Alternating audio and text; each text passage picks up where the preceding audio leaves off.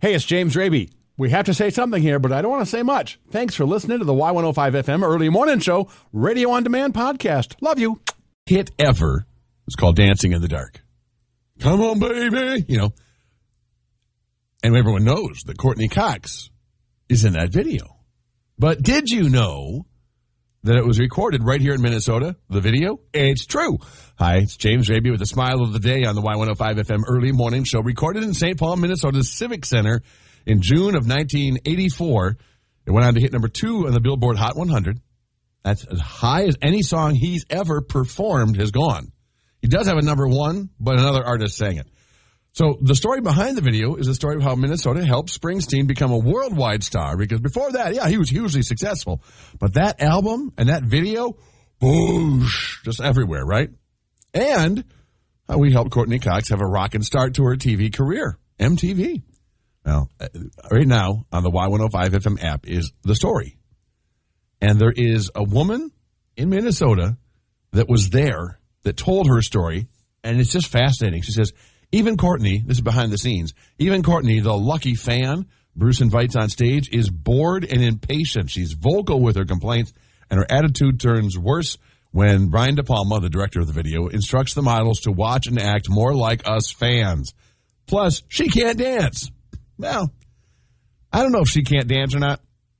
You know, she was up there on stage with Bruce Springsteen, and I think she couldn't over-dance and make him look bad, right? But either way, the story is pretty interesting. This gal was there for the recording of the video during the day, then back there at night for the concert.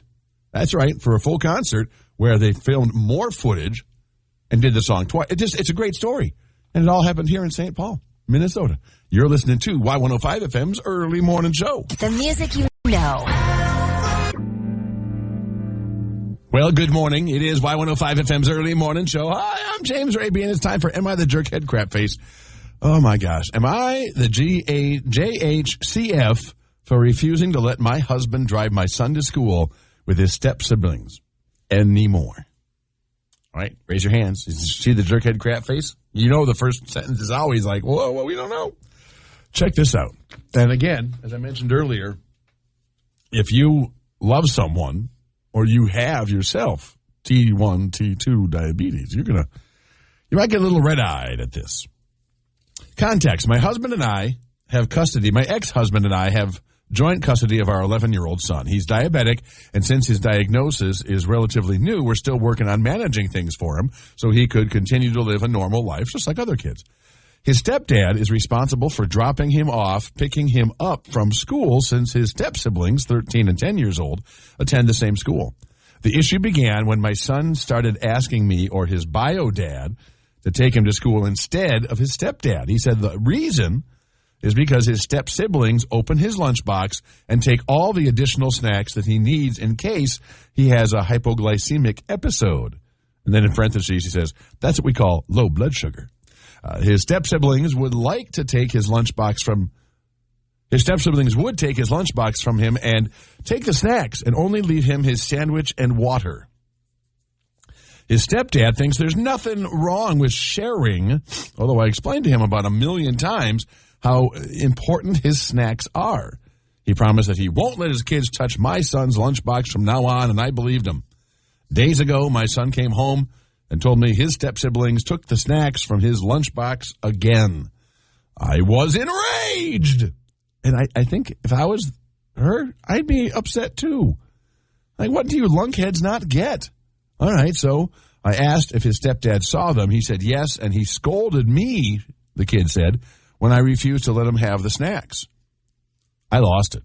I just lost it. I blew up at my husband and told him my son won't be riding in your car again with his step-siblings after what they'd done.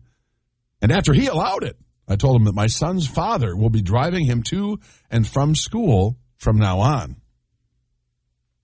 You know, it's unhealthy, and I realize some of it has to be for storytelling, but when people refer to it as my kids and then your kids and you're in a marriage together, I hope that's just for storytelling's sake. Now, this is where it gets wild, I think. Her husband lashed out at her, quote, saying that I was driving a wedge between the kids and teaching my son to grow up being selfish and self-centered and antisocial. Teaching her son to grow up being selfish and self-centered when he allows the other kids to steal his other son's stuff. So the kids are entitled to his treats? That's what you're saying. Sounds like Pop doesn't know what he's talking about, just making up excuses as he goes along. And also making my son distant from him and getting him to favor his bio dad. Again, this is all an action of dad, right? Dad has complete control over this situation. Ex-dad, or bio dad rather, has nothing to do with it. It's all on him. The kid's not driving a wedge. The wife isn't driving a wedge. Anyway,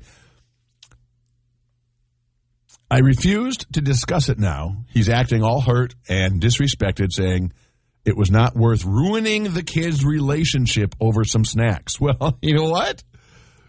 He didn't know it, but he was right there. He told on himself. His argument is, I don't get his kids the same amount of snacks I get for our son. They go through their snacks in no time, right? They're kids. In my defense, I said the snacks are part of my son's diabetes management routine, and he, unlike his step-siblings, need them any time. And so I don't feel like I'm obligated or that I should buy his step-siblings the same amount of snacks, seeing that they can do without them for a while. Am I making sense here? Am I the jerkhead crap face? I don't think you are. You know, the other kids, well, one 13? The 13-year-old should easily be able to understand that, hey, sometimes things in life aren't even, and there's a good reason for it. Tammy Diedrich said on the Y105 FM Facebook page, can you just buy snacks for all the kids so the kids feel it's fair? Heidi said, no, you're not the jerkhead crap face. My biggest question is, have you thoroughly explained to the step-siblings what diabetes is and how it is threatening to your son's health and life? My bet is they feel he's being favored and just getting extra things in his lunch. That's a kid's train of thought. And, you know, maybe they think the stepkids know about it because they've talked about it in front of the stepkids. But if they haven't really addressed it to them, you know, I barely listened to what my mom and dad were saying to my brothers and sisters unless my name was involved. So, and even then, it was like I was listening to half of it. So, I think it's quite possible, Heidi, you got something there. Emily Jacobson makes it clear. Divorce number 2 incoming, and I support it. And Jenny says, you're not husband is also why they take it and not ask. And how is your husband okay with them not asking first? Not to say it should matter because he should politely say no and explain that he needs them for his condition, but it's just the idea that how can he even want to try and share when he's not asked first? And really, instead of having the 3 kids ride separately, why not teach the stepdad and his kids about diabetes and why he needs those extra snacks? Yeah, I think that's a pretty good thing there. Also, why is the dad teaching his birth kids, bio kids, that no means just go ahead and take it then? What is that to teach your kids? That's a very bad precedent. What do you think? 507-292-1053, 507-292-1053. Is she a jerkhead crap face? Or is dad the jerkhead crap face? Let me know now. It's Y105 FM's early morning show. Or telling my husband, nope, my son that I share it with my ex-husband, he is not riding with you in the car anymore because you won't respect his snacks. See, the kid has just discovered he has I don't know what type of diabetes. Maybe it's juvenile diabetes, but he's got diabetes. And it's a new thing to them, and they're trying to figure out how to control this whole thing. And the dad lets his the kid's step-siblings just take all the snacks out of his lunch because the kid's not going to share them naturally. Why? Because he knows he needs those during the day for his diabetic food plan. And so the wife's like, am I the jerk here? Saying, okay, nope, stepdad is going to no longer pick you up and take you to school. It's going to be your bio dad that's going to do it. And the husband's very upset about this, saying, you're driving a wedge between the kids. You're a kid and my kids. It's like, You've got a great way to sum this up. What is it? I do. You can lead a horse to water, but you can't make him drink. Yep. 100%. You can lead a jerkhead crap face to the truth, but you can't make him think. You just can't. Oh! And it's maddening. If you are someone that has type 2 diabetes like I am, you know that it is a much easier thing to control. But in the beginning, you remember how tough it was to get everything even, and you're just being so careful, and you're building your habits then. And also, why is this dad teaching his kids, his bio kids, hey, you know what? No doesn't mean no. If they say no, just take it anyway. Literally what he's saying. It is Y105 FM's early morning show. Is he the jerkhead crap face? He is, but the original poster is not. The Rochester jerkhead crap face that set fire to 3 buildings shortly after George Floyd's murder has been sentenced. Next in the Y105 FM early morning show News Minute. The music you... A federal judge yesterday sentenced a Rochester man to 6.5 years in prison for an arson conviction stemming from the rioting that followed the death of George Floyd. Good morning. I'm James Raby. This is the Y105 FM early morning show News Minute. 36-year-old Jose Angel Falan was also ordered to pay nearly $40,000 in restitution. He was accused of setting fire to a Goodwill retail store, the Gordon Parks High School, and the 7 Mile Sportswear store. He'd fled the U.S. See where they brought him back from on the Y105 FM app. More news you'll find on our Y105 FM app this morning. The official enrollment numbers are out, and 17,729 students are enrolled in the Rochester Public Schools. That's about 87 above the projected number. 29-year-old Matthew Shaver of Rochester will spend 41 months in prison for killing 24-year-old Yoharmi Rubio in a drunk driving crash just before Christmas in 2020. And New Lounge under Thai Pop is now open in downtown Rochester. And the rabies shot. Ephrata Township, Pennsylvania police recently arrested Jonathan Beck after he allegedly stripped naked at a convenience store. You see, he was pumping his gas. And he was taking his clothes off at the same time. Why? No one really is quite sure. But then he jumped into, well, first he took out 2 bags of ice and then jumped into the ice cooler. Yep. That's the rabies shot. He had been smoking marijuana, but unless there was something in that marijuana, I don't think that would make you want to act like you're in the movie. Or what was it? It was I can't think of the name of the movie that makes marijuana look like you're taking cocaine. What was that movie? Reefer Madness. Reefer Madness. If you haven't seen it, it's on YouTube. You can get it for free. Yeah. Y105 FM weather for today, mostly sunny. A high should be 45. Tonight, partly cloudy. A low should be 32. And then tomorrow, sunny and 56. Again, Y105 FM weather for today, pretty nice. Mostly sunny and 45. We're looking at 70s by the weekend. And sun. And you know, at this time of year, those 70s are awesome. Just fantastic. It is 25, and coming up in less than 12 minutes. Well, actually, I got the phone ringing. What's that? Okay. We have someone here that wants to talk about the what would you say? A dad will not make sure his stepson doesn't have his snacks stolen by his kids. And the kid has diabetes. He needs those snacks. What do you want to say? If those snacks are taken and that child happens to have low blood sugar, that's important for that child to have those snacks. That way it brings it back up. Right. No, I believe that the stepdad is very wrong in this situation. And the fact that the mother is completely 100% authentic of feeling the way she's feeling. And she needs to make sure that, yes, her stepsons are important because she's married to that guy. But at the same time, her son is the one with the medical condition, and he's the one who needs to be the main focus with his health condition. They don't have the health conditions her son has. Right, exactly. Hey, thanks for calling in. You sound like a new caller. I appreciate you taking the time. Coming up in less than 12 minutes, the high heel surfer. If you or someone you know can do anything in heels, why don't you give me a call? 507-292-1053. Allison Whalen, I'm looking at you. It's Y105 FM's early morning show. Again, the number 507-292-1053. Let's hear about the heel queen. Video of Cassandra Lee. She's from Vancouver, British Columbia. Her video is her in a blue dress and black high heels surfing. She's wake surfing in black heels and a blue dress, and she is killing it. And I think that's amazing. I have a friend, Allison, who, at least long ago, could wear heels, and actually did wear heels all the time, and could even walk on rocky surfaces. You know? It's like, what? Like if you got that space in a parking lot that is full of rocks instead of grass, walks right through it. Just wild to me. And I'm curious if you know anyone like that. And Becky, you actually saw someone do it? There's this lady that walks her dog all the time around our addition in high heels.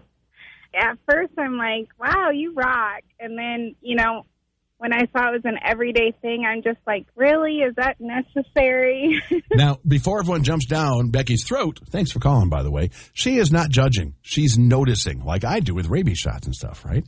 It is Y105 FM's early morning show. Mark, what you got? Oh, yeah, I saw a woman who wasn't, doing anything job-related or marketing-related or anything like that. She was just riding a bicycle wearing high heels.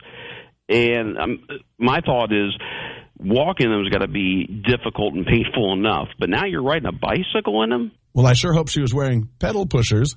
Hey, thanks for calling in, Mark. You're listening to Y105 FM's early morning show. Coming up next, it is the 8 a.m. all music hour. That's 105 minutes of commercial-free music, for darn's sake. And then at 9:37, we're going to be talking with a 100-year-old doctor who's still practicing medicine on Y105 FM.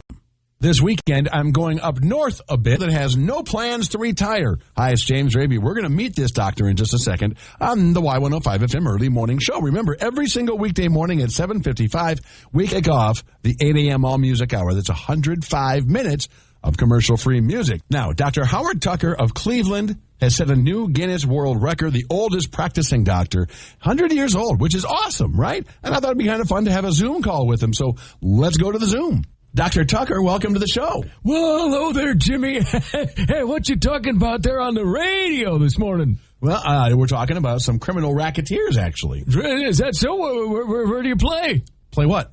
Tennis? I used to be a racketeer at the old Southside Tennis Tiddlywink and Tippling Club. Ever played Tilden? No, how do you play it? How do you play it? That's pretty good, Jimmy, but hey, that ain't the way I heard it.